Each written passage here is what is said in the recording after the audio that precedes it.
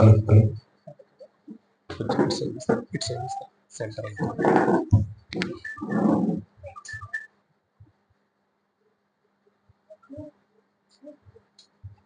మంచి పిల్లారా, ఒక 2 నిమిషాలు లేట్ అయినందుకు మన్నించండి. దేవుని యొక్క వాక్యంలో మనం వెళ్ళిపోదాం. మరి ఈరోజు మనం నేర్చుకునబోయే పాఠం దేవుని సభలో నీవు ఉన్నావా అనే ఒక మంచి మరి మన ఆత్మీయ జీవితానికి అవసరమైన మాటలు మనము నేర్చుకున్నాం. చిన్న ప్రార్థన. దయగల మా కన్న తండ్రి, శ్రేష్టమైన ఉన్నతమైన ఘనమైన నీ పాదాలకు వందనములు స్తోత్రములు. ఆయన ఈ ఆదివారపు ఆరాధన కార్యక్రమంలో తండ్రి, నీ కుమారుడు మా ఆత్మీయ తండ్రి జయశాలి గారి ద్వారా ఎన్నో విలువైన సంగతులు విన్నాం. మరికొన్ని మాటలు మేము నేర్చుకోవడానికి తండ్రి ఈ సమయంలో నిలబెట్టిన విధానాన్ని బట్టి నీకు వందనాలు తెలియజేస్తూ, చెప్పనైతున్న నాకు సమయోచితమైన జ్ఞానాన్ని ఇవ్వండి. పరిశుద్ధాత్మ దేవుని సహాయాన్ని తోడుకుడే ఇవ్వండి. యేసుక్రీస్తు వారి ప్రతి ప్రార్థన అడిగి వెళ్ళుకుంటున్నాం మా తండ్రి, ఆమేన్. మంచిది పిల్లారా, దేవుని సభలో నీవు ఉన్నావా? దేవుని సభ అనగానే పరలోకంలో దేవుని యొక్క సభ ఉంది, ఉంటుంది అని అనుకుంటారు. నిజమే, పరలోకంలో దేవుని యొక్క సభ ఉంది, ఉంటుంది. అది ఎవరితో అని అంటే ప్రియులరా, దేవదూతలతోనూ అలాగే కుమారుడైన యేసుక్రీస్తు వారితోనూ దేవుని సభ పరలోకంలో ఉంటుంది. కొన్ని వచనాలు చూడండి ప్రియులరా. కీర్తనల గ్రంథం 98వ అధ్యాయం కీర్తనల గ్రంథం 89వ అధ్యాయం 7వ వచనం. కీర్తనల గ్రంథం 89వ అధ్యాయం 7వ వచనం. పరిశుద్ధ దూతల సభలో ఆయన మిక్కిలి భీకరుడు అన్నారు. చూడండి పిల్లలు, అంటే ఇది ఎక్కడ అనంటే పరిశుద్ధ దూతల సభ ఉంది. ఎక్కడంటే పరలోకంలో దూతలతో తండ్రి అయిన దేవుని సభ జరుగుతున్నట్టుగా మనం ఇక్కడ చూస్తాం. ఇది పరలోకంలో జరిగే సభ. అలాగే మరొక మాటను చూసేప్పుడు ఇలాగా యోబు గ్రంథం 15వ అధ్యాయం 8వ వచనంలో కూడా ఒక మాట ఉంటుంది. చూడండి అమ్మా, నీవు దేవుని యొక్క ఆలోచన సభలో చేరి ఉన్నవాడవా అన్నాడు. చూడండి పిల్ల, అంటే దేవుని యొక్క ఆలోచన సభ అన్నది ఉంది. అది ఎక్కడుంది అంటే పరలోకంలో ఉంది. పరలోకంలో ఉంది అనడానికి దూతలతోనూ యేసుక్రీస్తు వారితోనూ ప్రధానులతోనూ చూడండి అధికారులైన వారితో దేవుడు తన సభ సాగిస్తాడు, ఆలోచన సభ ఉంటుంది అని చెప్పడానికి మరొక మాట మనందరికి తెలిసిన మాట యోబు గ్రంథం 1వ అధ్యాయం 6వ వచనంలో కూడా ఒకసారి దేవుడు ఏం పెట్టాడు? దూతలనన్నిటినీ పిలిచి, దేవదూతలు యెహోవా సన్నిధిని నిలుచుటకై వచ్చిన దినం ఒకటి తటస్థించింది. అంటే సభ జరిగింది. దూతలతో దేవుడు ఆలోచన సభ జరిగిస్తున్నాడు. అక్కడ ఎవరెవరు ఉంటారంటే దేవదూతలు, మరి ప్రధానులైన వారు, పెద్దలు, కుమారుడైన యేసుక్రీస్తు వారు. అంటే అవసరమైతే పరిశుద్ధాత్మ దేవుడు కూడా అక్కడ ఆ సభలో పాల్గొనే అవకాశం అండి. ఇది పరలోకంలో సభ అయితే పరలోకంలో మాత్రమే కాదండి దేవుని సభ, భూమి మీద కూడా దేవుని యొక్క సభ అనేది ఉంది. ఎక్కడ అంటే ప్రియులారా ఒకసారి చూడండి కీర్తనల గ్రంథం 1వ అధ్యాయం 5వ వచనం మనందరికి తెలిసిన మాటే, ఎప్పుడు చదువుకునే మాట. కాబట్టి న్యాయ విమర్శలో దుష్టులను కాబట్టి న్యాయ విమర్శలో దుష్టులను నీతిమంతుల సభలో పాపులను నిలువరా. అంటే భూమి మీద ఏ సభలు నీతిమంతుల సభలు భూమి మీద ఉన్నాయి. ఎక్కడున్నాయి ఇవి? ఎక్కడున్నాయంటే ప్రియులారా, ఈ సభలకు దేవుడు మరొక పేరు పెట్టాడు, మరొక పేరుతో చెబుతున్నాడు. అది ఏంటంటే కీర్తనల గ్రంథం 111వ అధ్యాయం 1వ వచనాన్ని చదువుదాం చూడండి.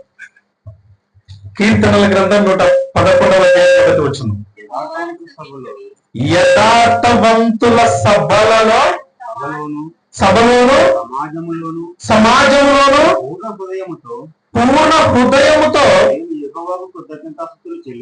నేను యెహోవాకు కృతజ్ఞతాస్తుతులు చెల్లించదని అంటున్నాడు. చూడండి పిల్లలు, యెహోవాను స్తుతించడి యథార్థవంతుల సభలోను సమాజంలోను పూర్ణ హృదయంతో యెహోవాకు కృతజ్ఞతాస్తుతులు చెల్లిస్తానంటున్నాడు. అంటే యథార్థవంతుల సభలు, నీతివంతుల సభలు ఎక్కడున్నాయంటే భూమి మీద ఉన్నటువంటి దేవుని సంఘాలేనండి. దేవుని సభలో నీవు ఉన్నావా అంటే పిల్లలు ఎవరుంటారు? భూమి మీద దేవుని నమ్మి దేవుని కోసం బ్రతుకుతున్న వాళ్ళే దేవుని సభలో ఉండవలసిన వారు. ఈరోజు ప్రపంచంలో చూస్తే ఎన్నో సభలు ఉన్నాయి. ఏవి? రాజకీయానికి సంబంధించిన సభలు. ఒకటి పార్లమెంటుకు వెళ్ళే సభ ఒకటి ఉంటుంది, తర్వాత ఇంకొకటి ఏంటి అసెంబ్లీ సభ. ఈ సభలోనికి మనం వెళ్ళాలంటే ప్రియులారా ఒక అర్హత ఉండాలి. ఏంటి? ఎమ్మెల్యేనైనా గెలిచి ఉండాలి, లేకపోతే ఎంపీనైనా గెలిచి ఉండాలి. అంటే ఒక అర్హత ఉంటే తప్ప లోక సంబంధమైన సభలో మనకు స్థానం లేదు, స్థానం ఉండదు. మరి దేవుని సభలో మనం ఉండాలనంటే, దేవుని సభలో మనం నిలవాలనంటే ప్రియులారా మనకు ఉండవలసినటువంటి అర్హత ఏంటి అనంటే దేవుని సభలో మనం ఉండాలి అంటే దేవుడు ఒక అర్హత పెట్టాడు మనకు. అది ఏంటి అంటే ఇర్మియా గ్రంథం 23వ అధ్యాయం, ఇర్మియా గ్రంథం 23వ అధ్యాయం 18వ వచనాన్ని చదువుతున్నాం. యెహోవా మాట విని గ్రహించున్నట్లు ఆయన సభలో నిలుచువాడెవడు? నా మాటను గ్రహించున్నట్లు దాన్ని లక్ష్యము చేసిన వాడెవడు అంటున్నారు. చూడండి పిల్లలు, ఈ లోక సంబంధమైన సభలలో లేదా రాజకీయ సభలలో కానివ్వండి, పార్లమెంట్ సభలో కానివ్వండి, అసెంబ్లీ సభలోనికి వెళ్ళాలంటే మనకు ఒక అర్హత కావాలి. అదేంటంటే ఎలక్షన్స్ లో గెలిచి ఉండాలి. ఎంపీ అయినా లేకపోతే ఎమ్మెల్యే అయినా వీటిని గెలిస్తే ఈ అర్హత ఉంటే ఈ సభలోనికి మాట్లాడడానికి లేదా చర్చించడానికి వెళ్ళే అవకాశం ఉంటుంది. మరి దేవుని సభలో కూడా మనం ఉండాలి, నిలవబడాలి అని అంటే ప్రియులారా దేవుడు కూడా ఒక అర్హత పెట్టాడు. ఏంటి అని అంటే ఇక్కడ చెబుతున్నాడు. చూడండి, మళ్ళీ చదువుకుందాం 18వ వచనం. యెహోవా మాట విని గ్రహించున్నట్లు ఆయన సభలో నిలుచువాడెవడు? నా మాటను గ్రహించినట్లు దాన్ని లక్ష్యము చేయవాడెవడు? యెహోవా సభలోను నిలవాలంటే ఏముండాలి మనకు అర్హత? ముఖ్యంగా దేవుని మాటలు వినే అర్హత మనకు ఉండాలి. వినడమే కాదు ప్రియులారా, విని దాన్ని గ్రహించే అర్హత ఉండాలి, దాన్ని గ్రహించగలగాలి. అదే చెబుతున్నాడు. అలాంటి వాడి యెహోవా సభలో నిలిచిన వాడు అంటున్నాడు. మళ్ళా చెప్తాను చూడండి 18వ వచనం. ఇదిగో యెహోవా యొక్క 18వ వచనం. యెహోవా మాట విని గ్రహించినట్లు ఆయన సభలో నిలిచి వాడెవడు? ఎవడు నిలవబడతాడంటే ఆయన మాటలు విని ఎవరైతే గ్రహిస్తారో వాళ్ళు దేవుని సభలో ఉన్న వాళ్ళు. మరి ఈ రోజు ప్రియులారా భూమి మీద మనందరం దేవుని యొక్క సంఘములో ఉన్నాం. మరి మనం ఎలా ఉన్నాం? దేవుని సభలో ఉన్నవారమా? మనం దేవుని సభలో నిలుచున్న వారమనంటే, లేదా దేవుని సంఘంలో మనం నిలుచున్నాము ఉన్నామంటే దాని తర్వాత ఏంటంటే దేవుని యొక్క మాటలు వినాలి. విని విడిచిపెట్టకుండా ఏమండి దాన్ని గ్రహించే వారంగా ఉండాలి అంటున్నాడు పిల్లలు. మరి ఈ రోజు వింటున్న మనం దేవుని యొక్క మాటలు విని విడిచిపెడుతున్నామా, లేకపోతే విని గ్రహిస్తున్నామా?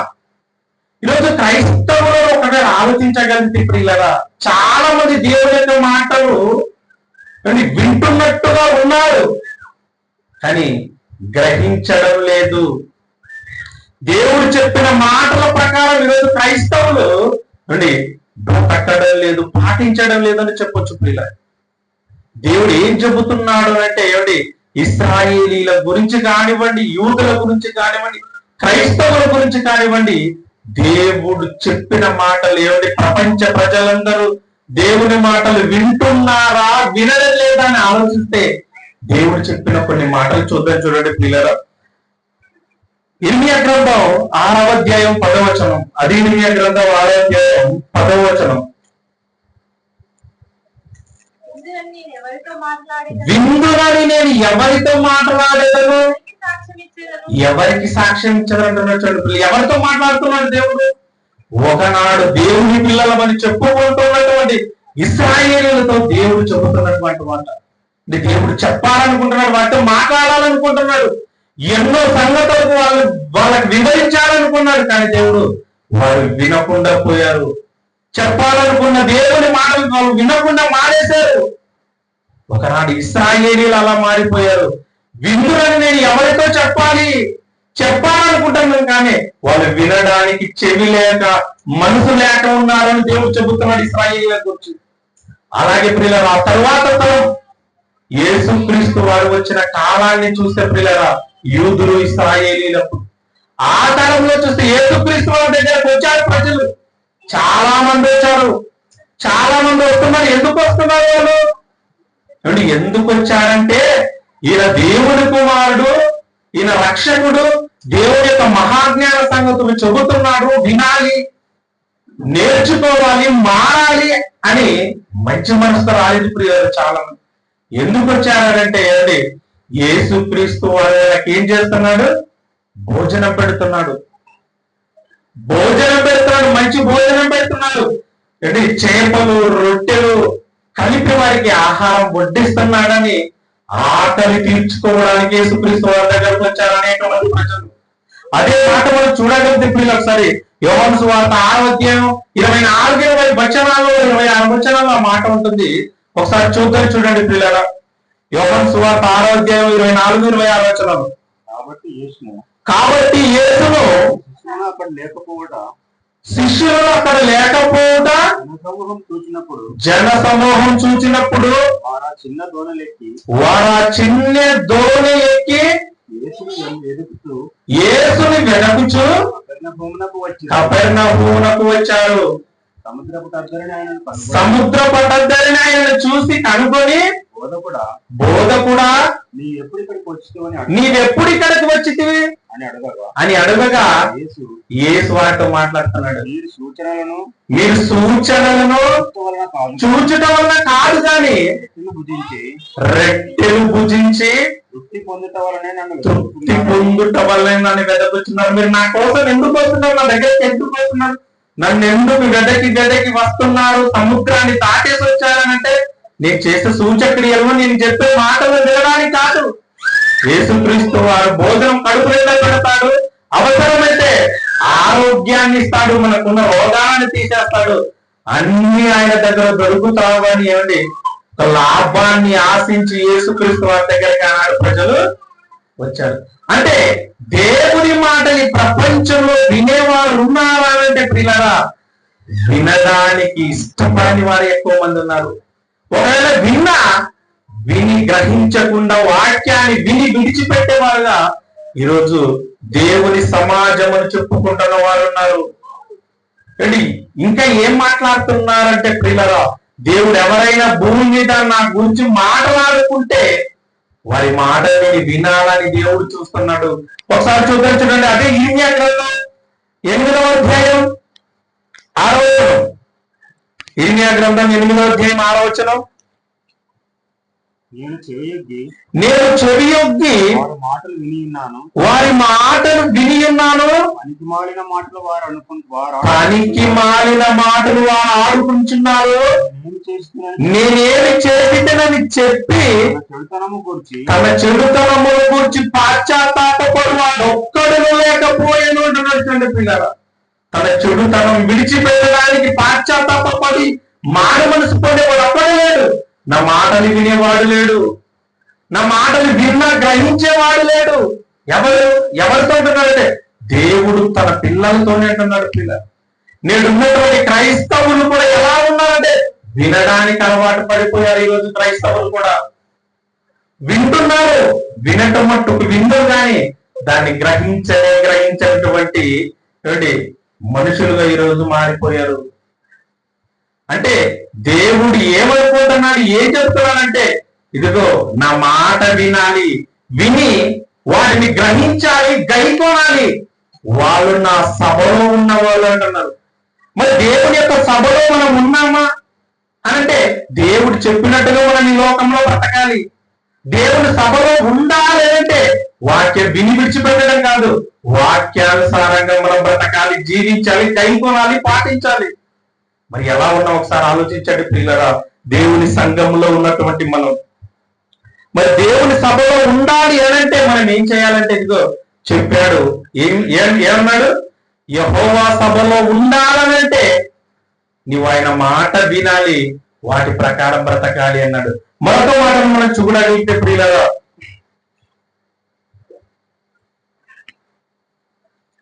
యెషయా గ్రంథం 6వ అధ్యాయం 9-10 వచనాలు చదువుకున్నాం. చూడండి, యెషయా గ్రంథం 6వ అధ్యాయం 9-10 వచనాలు. ఆయన నీవు పోయి జనులతో ఇట్లనుము, మీరు నిత్యము వినుచుందురు గాని అండి, మీరు నిత్యము వినుచుందురు, వింటారు. ప్రతి ఆదివారము దేవుని యొక్క మాటలు వింటారు.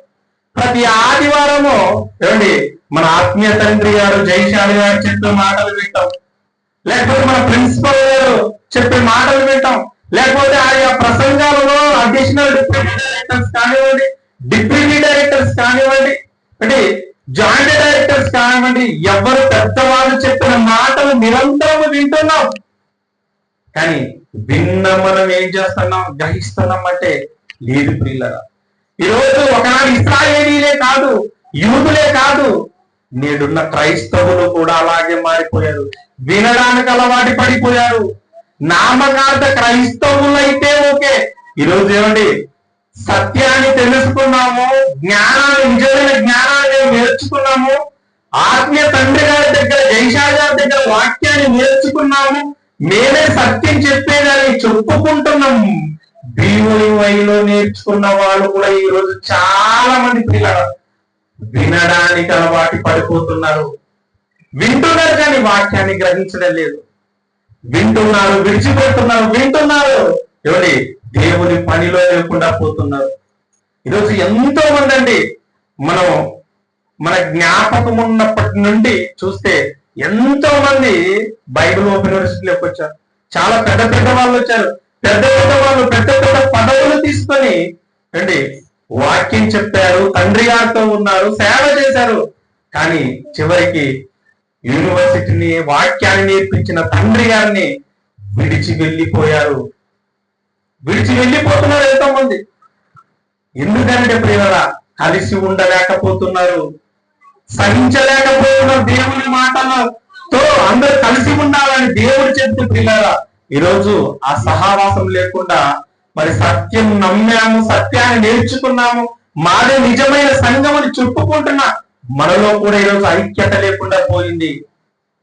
కాబట్టి ప్రియులారా, మరి దేవుని సభలో నిలిచిన వారు ఇంకేం చెయ్యాలి అంటే ప్రియులారా, నిలిచామని చెప్పుకుంటున్న వారు లేకపోతే నిలవాలంటే మనం ఏం చేయాలనంటే ఒక మాట చూడండి పిల్లల. కొరింథీయులకు రాసిన మొదటి పత్రిక 10వ అధ్యాయం 12వ వచనం. దేవుని సభలో నిలిచిన వాడు ఏం చేయాలి, గ్రహించిన వాడు ఏం చేయాలి అని అంటే ఇక్కడ ఒక మాట చెబుతున్నాడు, చూద్దాం చూడండి. తాము నిలుచుచున్నామని తలంచుకుని వాడు, తాను నిలుచున్నాను, దేవుని సభలో ఉన్నాను, దేవుని సంఘంలో ఉన్నానని చెప్పుకునేవాడు ఏం చేయాలంటమ్మా? పడిపోకుండానట్లు జాగ్రత్తగా చూసుకోవాలి. నువ్వు ఉన్నావు, నువ్వు నిలుచున్నావు, సత్యంలోనే ఉన్నావు, సత్య సంబంధమైన సంఘంలోనే మనం ఉన్నాం. కానీ మనం ఏం చూసుకోవాలి? జాగ్రత్తగా మరలా పడిపోకుండా జాగ్రత్తగా చూసుకోవాలి. సంఘంలో ఉండడం, సత్యంలో ఉండడం గొప్ప కాదు, మనం పడిపోకుండా చూసుకోవడం అంటే చాలా గొప్ప విషయం. కాబట్టి ప్రియులారా, ఎంతో మంది వచ్చారు కదా మన ఆత్మీయ తండ్రి దగ్గరికి, పెద్ద పెద్ద వాళ్ళు వచ్చారు, ఉన్నారు, ప్రారంభం అందరూ తండ్రితో ఉన్నారు, జ్ఞానాన్ని నేర్చుకున్నారు, వాక్యం చెప్పారు, పెద్ద పెద్ద పదవులు పోయారు, పేరు కాంచారు. కానీ చివరికి ఏమైపోయారు? వెళ్ళిపోయారు ప్రియులారా, వెళ్ళిపోయారు. కొంతమంది పడిపోయారు, కొంతమంది లోకాన్ని ఆశించే లోకంలో కలిసిపోయారు. రండి, ఈ రోజు దేవుని సంఘంలో, దేవుని సభలో ఉన్న మనమే ఉన్నాం. ఒకసారి ఆలోచించండి పిల్ల, మనము పడిపోయేవారుగా ఉన్నామా, లేకపోతే పడిపోకుండా నిలుచోండి మన జీవితాన్ని, మన ఆత్మీయ జీవితాన్ని, మన భక్తి జీవితాన్ని కాపాడుకునే వారంగా ఉన్నామో ఒకసారి ఆలోచించండి. కాబట్టి పిల్లరా, ఎంతో మంది నిలుచున్నాము, మేము గొప్ప వాళ్ళము, సత్యాన్ని విడిచిపెట్టి వెళ్ళిపోము. ఎన్ని కష్టాలు, ఎన్ని శ్రమలు, ఎన్ని ఇబ్బందులు, ఎన్ని అవమానాలు వచ్చినా మేము వెళ్ళిపోమని చెప్పుకున్న వారు వెళ్ళిపోయారు. ఒకనాడు పౌలుతో ఉన్నటువంటి వ్యక్తులు కూడా లోకంలో కలిసిపోయి వెళ్ళిపోయారు, పౌలు విడిచిపెట్టి వెళ్ళిపోయారు. అయినా దేవుడి కోసం పౌలు గారు ఒంటరిగా చివరి వరకు నిలబడ్డాడు, కాపాడుకున్నాడు తన జీవితాన్ని. చివరి వరకు ఏమండి, తన భక్తి జీవితాన్ని, విశ్వాసాన్ని, తన సేవా జీవితాన్ని నమ్మకంగా దేవుడు కొనసాగించాడు. ఎవరు ఉన్నా ఎవరు లేకపోయినా. ఈ రోజు మన జీవితం ఎలా ఉంది పిల్లలు ఆలోచించండి. నిలుచున్నామని చెప్పుకుంటున్నామా? మేము సత్యంలో ఉన్నాం, బైబిల్ వాక్యం నేర్చుకున్నాం, ఎంబీడీ చేసాం, జ్ఞానాన్ని నేర్చుకున్నామని చెప్పుకున్నాడు మాత్రమే కాదు పిల్లరా, మన జీవితాన్ని సత్యంలో చివరి వరకు కాపాడుకోవాలి. ఇప్పుడు ఇంతవరకు మరి తండ్రి గారి యొక్క మాటలు ఇంతవరకు విన్నాం. బైబిల్ ఓపెన్ యూనివర్సిటీలో గ్రాడ్యుయేషన్ పూర్తి చేసి, ఎంబీడీఎస్ పూర్తి చేసి పదవులు అలంకరించిన వాళ్ళు ఈరోజు లోకంలో కలిసిపోతున్నారు. లోకంలో శరీర సంబంధమైన బోధల వైపు ఆకర్షింపబడుతున్నారు. కారణం ఏంటి? పడిపోతున్నారు చాలా మంది, సత్యాన్ని విడిచిపెట్టి వెళ్ళిపోతున్నారు. నిజమైన దేవుని జ్ఞానం, నిజమైన దేవుని సంఘాన్ని విడిచిపెట్టి పిల్లరా లోకంలో కలిసిపోతున్నారు. ఒకసారి ఆలోచించండి, మనం ఎలా ఉన్నాం, మనమోలాగా ఉన్నామైతే మనం జాగ్రత్తగా చూసుకోండి. ఏంటి తెలుసా? మనం పడిపోకుండా జాగ్రత్తగా చూసుకోవాలి అంటున్నాడు దేవుడు. చివరిగా మరికొన్ని మాటలు చూడండి ప్రియులారా. పడిపోకుండా జాగ్రత్తగా చూసుకోవాలంటే మనం ఏం చెయ్యాలో మాట చూడండి. ఇర్మియా గ్రంథం 23వ అధ్యాయం, అది ఇర్మియా గ్రంథం 23వ అధ్యాయం 22వ వచనాన్ని చూడండి. ఇర్మియా గ్రంథం 23వ అధ్యాయం 22వ వచనం. వారు నా సభలో చేరిన వారైన ఎడల, వారు నా సభలో, దేవుని సభలో ఉన్న వాళ్ళైతే, దేవుని నిజమైన సంఘములో ఉన్న వాళ్ళైతే, నా సభలో నిలుచున్న వారైతే, వారు నా సభలో చేరిన వారైన ఎడల, వారు నా మాటలు నా ప్రజలకు తెలియజేతులు అన్నాడు. చూడండి పిల్లలు, ఇప్పుడు ఏం చేయాలి?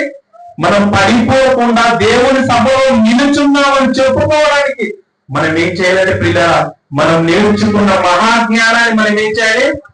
తెలియనటువంటి ప్రజలకు మనం వెళ్ళి చెప్పాలి పిల్లలు. ఎంతో మంది సత్యం, జ్ఞానం తెలియక ఎంతో మంది అజ్ఞానంలో ఉన్నారు. వాళ్ళకి తెలిసిందే నిజం అనుకుంటున్నారు.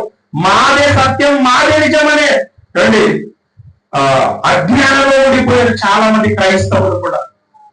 క్రైస్తవులు ఈవెన్ అన్యులు కూడా ఉండిపోయారు.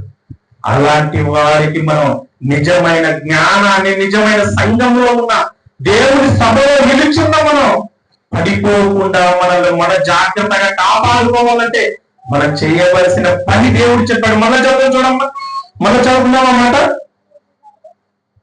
వారు నా సభలో చేరిన వారైన కదా, వారు నా మాటలు నా ప్రజలకు తెలియజేతును, దుష్క్రియలు చేయక వారు దుర్మార్గము విడిచిపెట్టునట్లు వారిని తృప్తియుందరు. వారు దుష్క్రియలు చేయరు, వారు దుర్మార్గంగా మారిపోరు.